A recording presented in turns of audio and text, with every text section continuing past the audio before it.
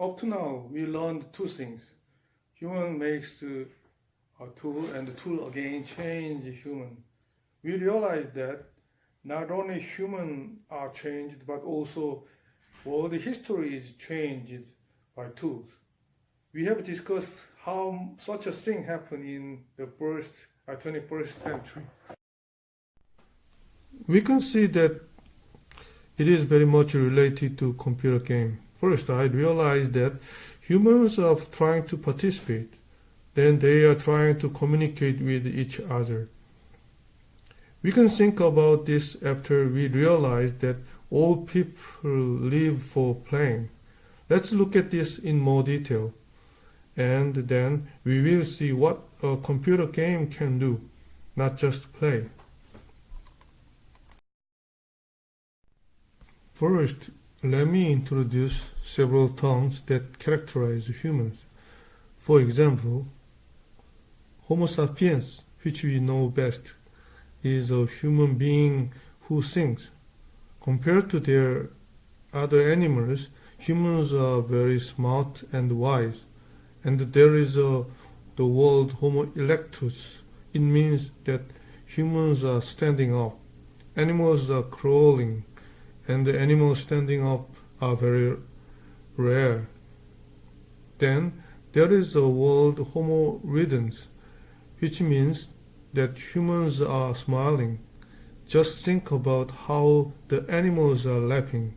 In this picture beside, this dog seems to be laughing really, but it is not really sure if the animals are laughing when they are so happy like a person. People are laughing when they are happy. And there is also the word Homo faber, working man, and tool maker. It seemed like you do not like this much. This is Homo ludens, which is the topic to teach today, as opposed to Homo faber. Homo ludens means playing man. Human beings were born to play. We usually think of play as a very small part of our life. But in this class, we will think about how much humans are dominated by play. But is play only for people? I do not think so. Let's take a quick look at this playful puppy. When two puppies are fighting and playing, we find that there are some features. For example, it takes a certain posture and action to attract the opponent. Maybe, do you remember the movie in which young lions coming out? Lion King. In the movie, Simba growls and bites with other cubs. There are scenes in which they take on the same attitude and movement and engage with each other and have fun together. From there, however, they follow the regular rule.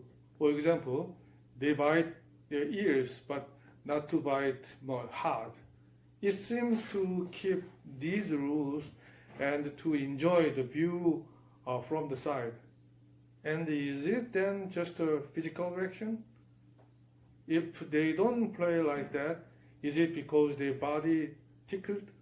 Or is it a reflex movement that must be done biologically when the sun shines? I don't think so. It looks like something beyond that. Animals also do that, and I think that play is very important in human nature. There was a person who thought very deeply about this problem. He is a Dutchman named John Huizinga, who wrote a book about it. The title of this book is Homo Ludens, that is, man who plays. The feature of play is very voluntary first. It's not what people make do that.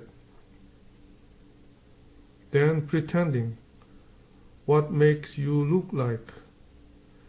You tell that when you play StarCraft, you feel like being a warrior. Well, then competition, absolutely. They compete each other. They compete with others or compete with computer. Then the feedback. They interact with each other. Most of our parents do not play computer game and just watch TV. Watching TV is very passive. There is not much feedback in there except switching TV channels. By the way, computer games include a lot of feedback compared to watching TV.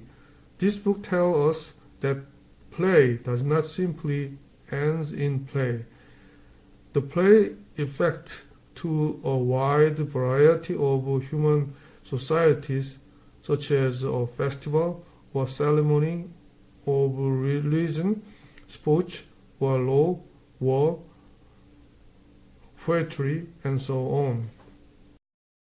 Even it will sound a little difficult, we can say that by irrational nature of play, we become more than a rational being. Most of us want to be rational. However, there is a limit to the fact that it is actually reasonable.